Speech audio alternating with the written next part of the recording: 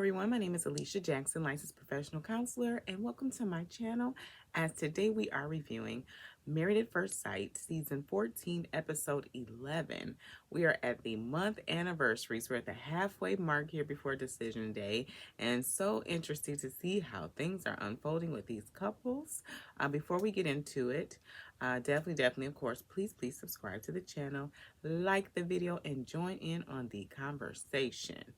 We are doing a quick therapeutic review, looking at what's happening with these couples and how we can maybe help them. We're at a place here where we are rooting for these couples, right? We want, marriage is hard, and getting married at first sight on national television, extra hard. So we want to definitely help and support these couples, and at the same time, they are doing some things that make us definitely scratch our head and wonder and be curious about. So let's get into it. First, we have Noi and Steve. And so it seems like the couples this episode are, of course, how they have the format for each couple, each episode. So this format, they're talking with their friends and then, of course, celebrating their 1-month anniversary. So Steve is talking to his brother, it seems. And Steve is saying that Noi has the expectation for him to do the domestic work in the home. And he is not liking this whatsoever. And I don't know. I don't know what Steve is wanting from Noi specifically, as she is providing the financial stability. I don't know if he's bringing in his money as well to help provide in the home. And so that's what we don't get. We don't get Steve's financial side. Like, we don't get that information. So Steve is saying that, he noticed that Noi shuts down and that she talks to her friends first before talking to him. And what could be a little dicey about that is when she's upset and she's angry and she's venting, you talk to your friends and they keep that information and it's locked and loaded in a time capsule. And so you're over it.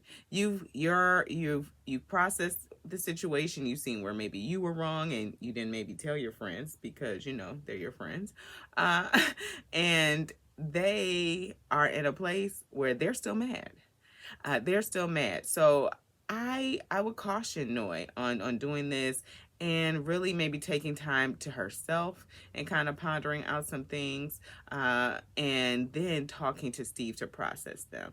I definitely think that talking to your friends and having support is great, but there are ways to protect your marriage and also to nurture the strength of your marriage. Friends have opinions, and sometimes that will interfere in their relationship with Steve, especially if, again, there was something that maybe you overreacted about, or if there was a conflict that could be easily resolved, but you just need a moment to kind of take a beat and then come back to have a conversation about it.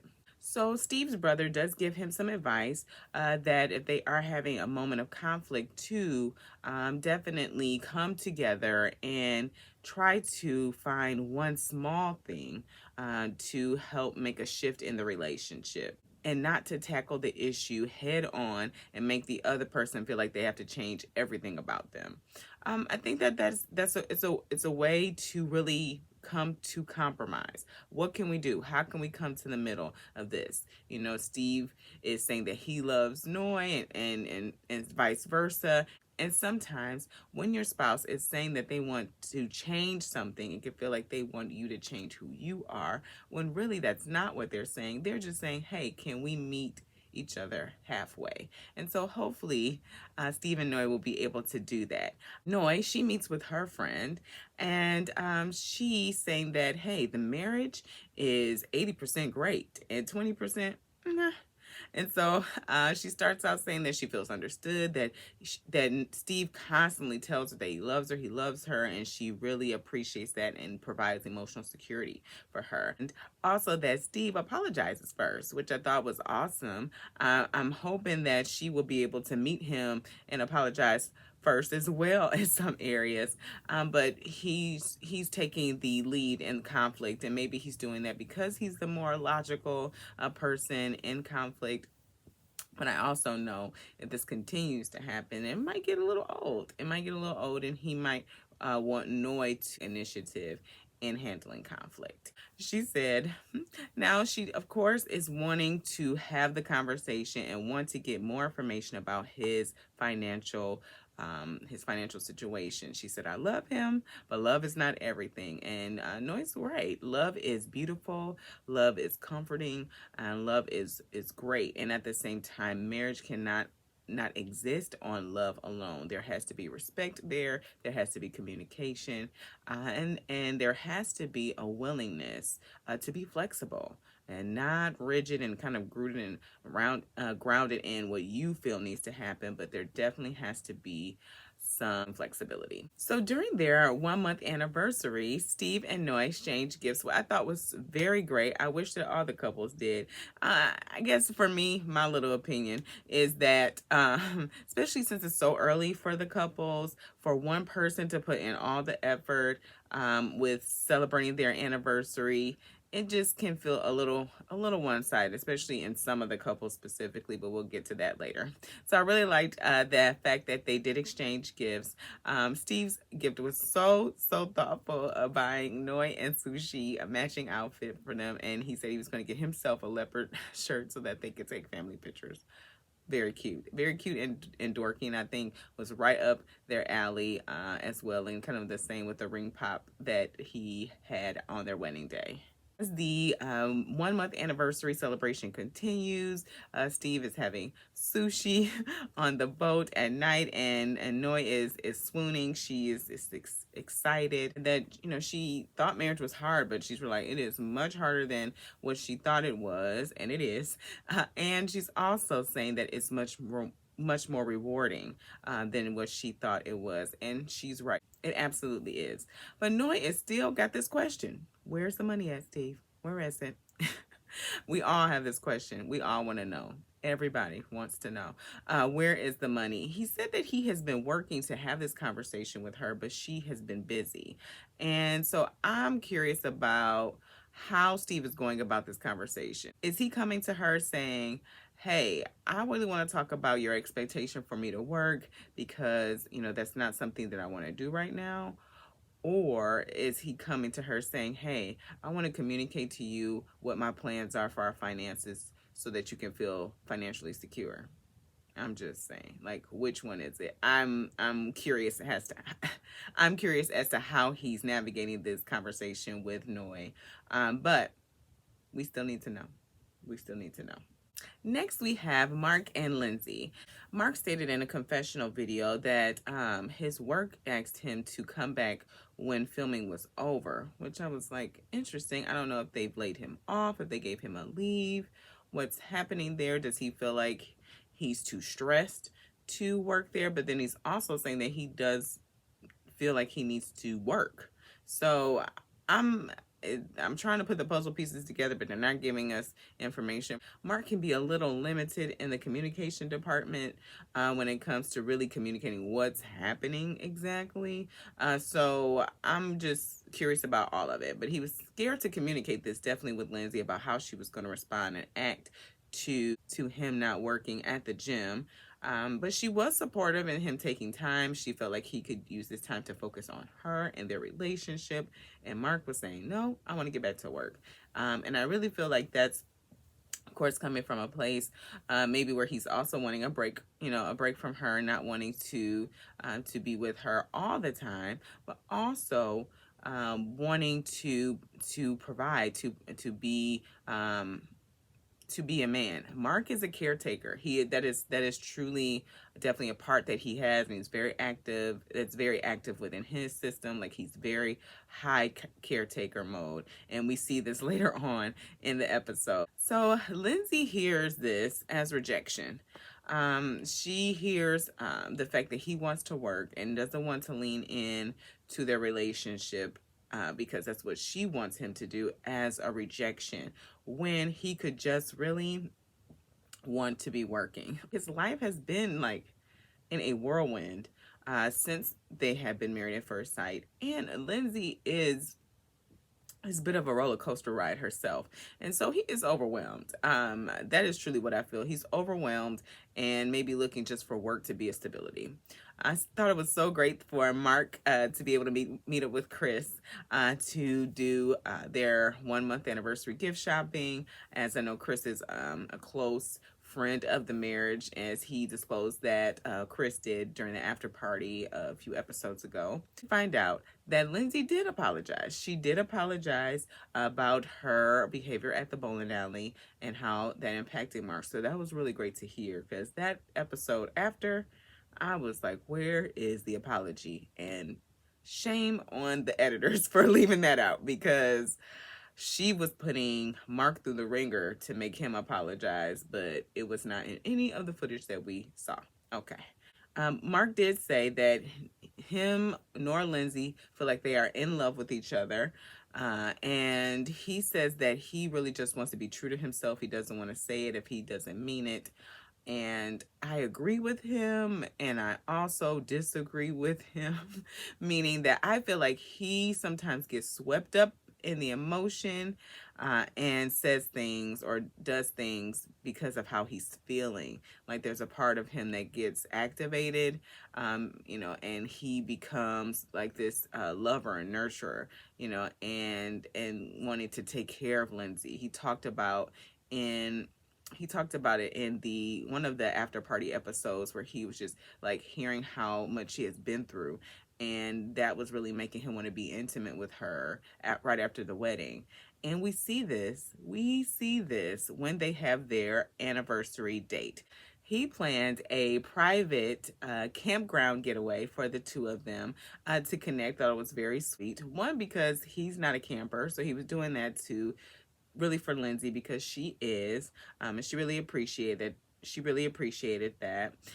He brought her a very thoughtful gift and a geranium and stones, and they had attached meetings. I thought that was very beautiful. They watched their wedding under the stars, and it brought back memories, right, for Mark. And he went there. He went to this place like a caretaker mode.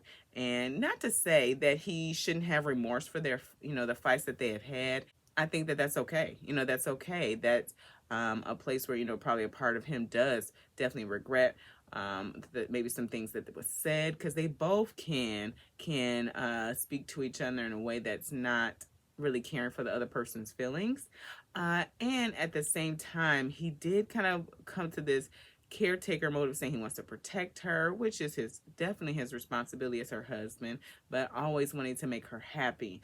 And my concern about that is just in Lindsey's ears, making her happy means you don't tell me anything wrong about myself. That is what Lindsey hears. When you want to make me happy, you don't tell me anything wrong about myself or anything that needs to be corrected, and you don't communicate your real honest feelings with me.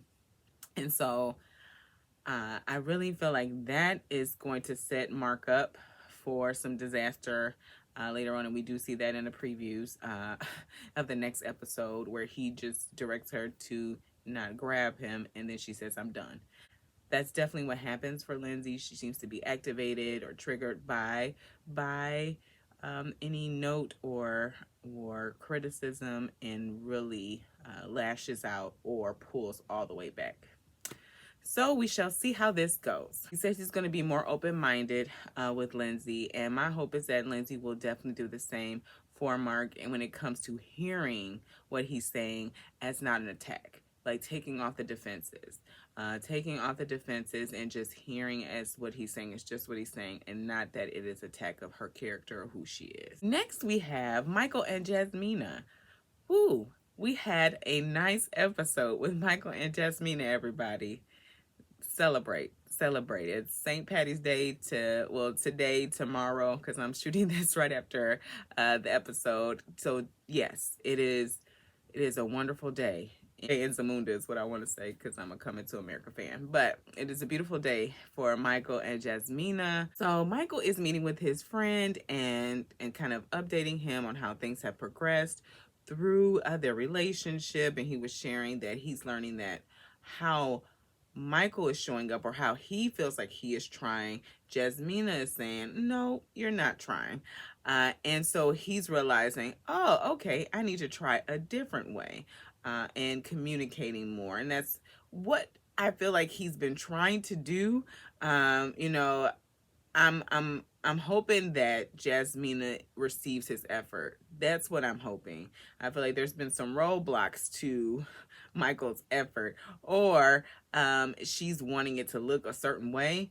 I'm also curious if she is really truly attracted to him. There's just something that I'm feeling like is missing from their connection and the area of touch, and so I'm curious if that's really what's happening, because Jasmine is, you know, she's really waiting for Michael to do something different. So for their 1 month anniversary, Michael surprises her. He said he was going to wine and dine her. He said she hasn't seen the romantic Michael yet, so he was definitely showing her this. He gave her a really beautiful spread for their 1 month anniversary. She was so surprised.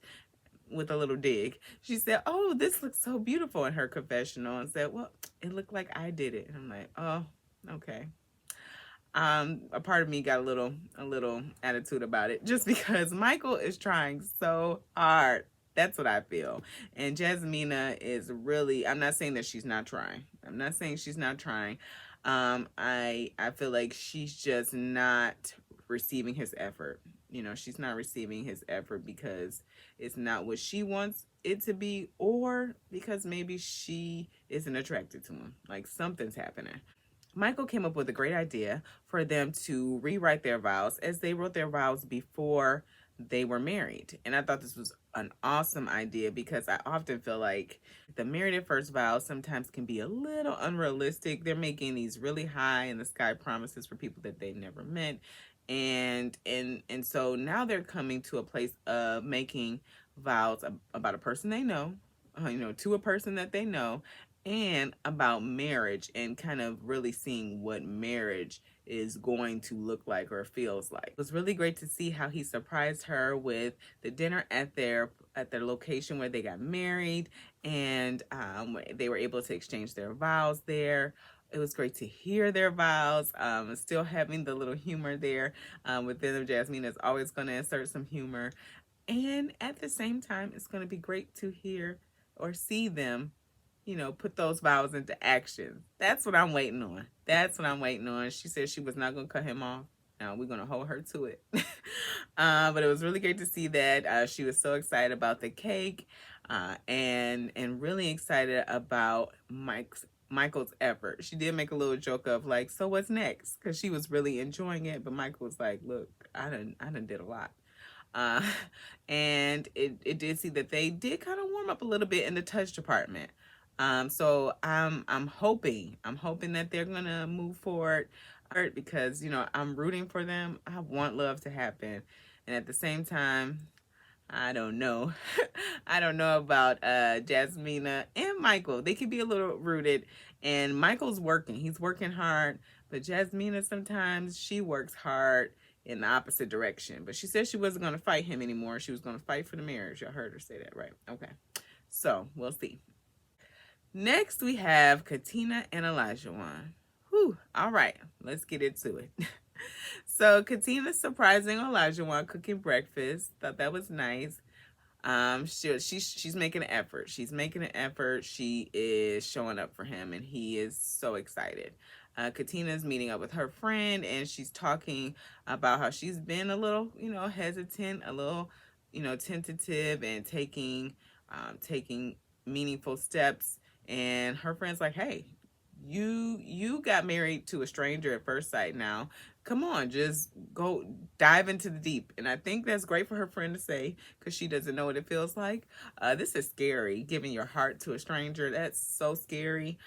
And I don't know if she told her friend all that has been happening in their marriage.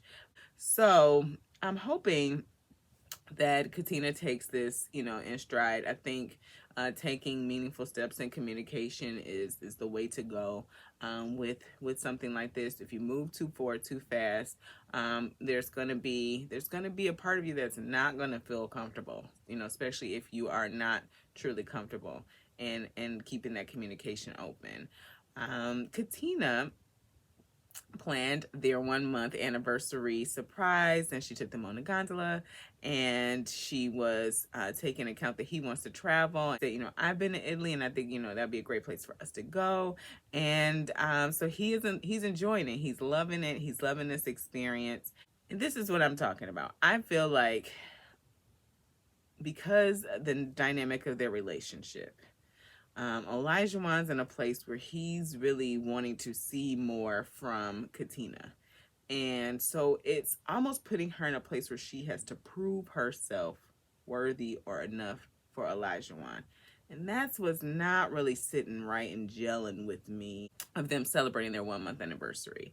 Now, Katina did share in the after party that Elijah wanted to give her a bracelet, and he periodically surprises her with a charm for the bracelet, just naturally. So that was good to hear.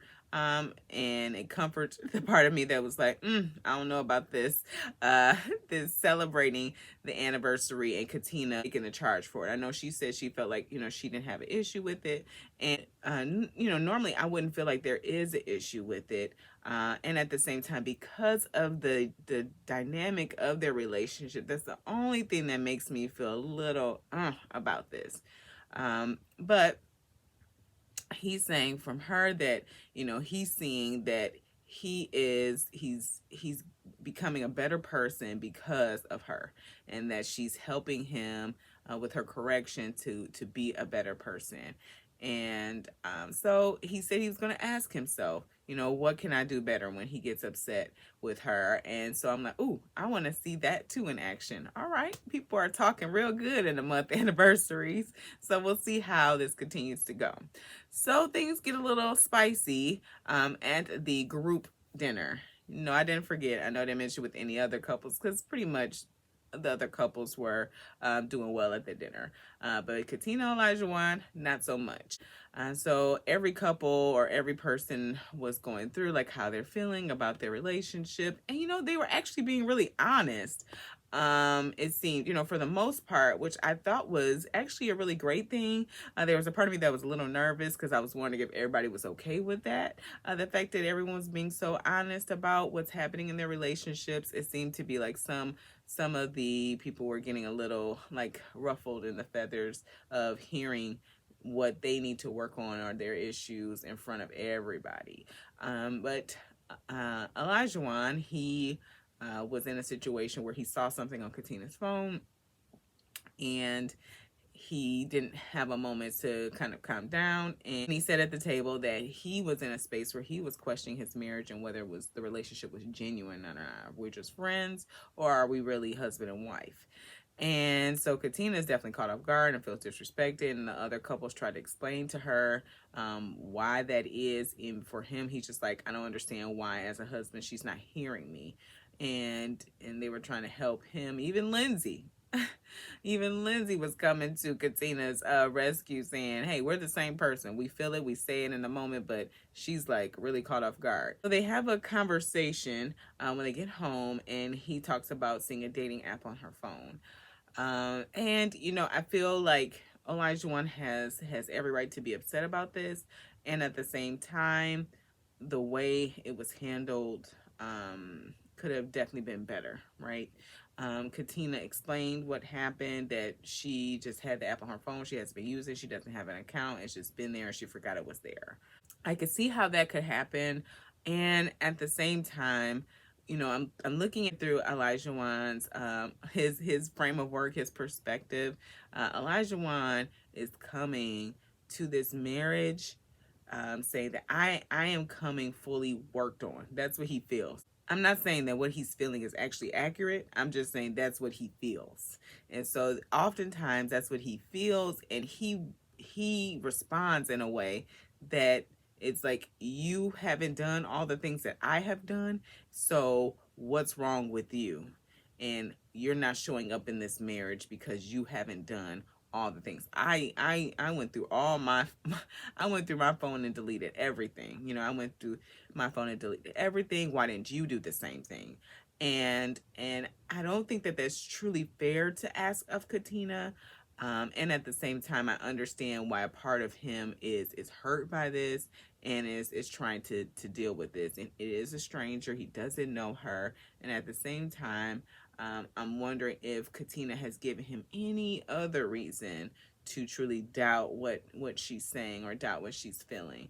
So I'm hoping that they can resolve this. I'm glad that the conversation was muted once it got to a certain place, and that he was able to say he would stop talking, and she said, well, the cameras, it's over, because it was getting to a place where both of them were going to be escalated. Both parties are escalated, and trust is a question mark. That could be dangerous territory, because you just oftentimes when you're escalated, you're not saying really what you want to say, or you're often saying it not how you want to say it. So I'm hoping they can come to a place of understanding and truly get to the heart of the matter, for sure. Let us see how these couples continue to unfold as the walk to decision day is fastly approaching.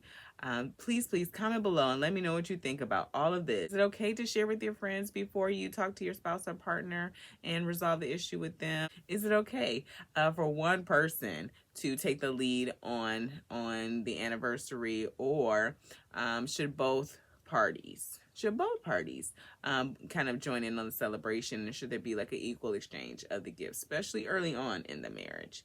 And is Jasmina attracted to Michael? Let me know what you think. Like the video, of course, subscribe to the channel, and as always, be cool, be calm, be centered.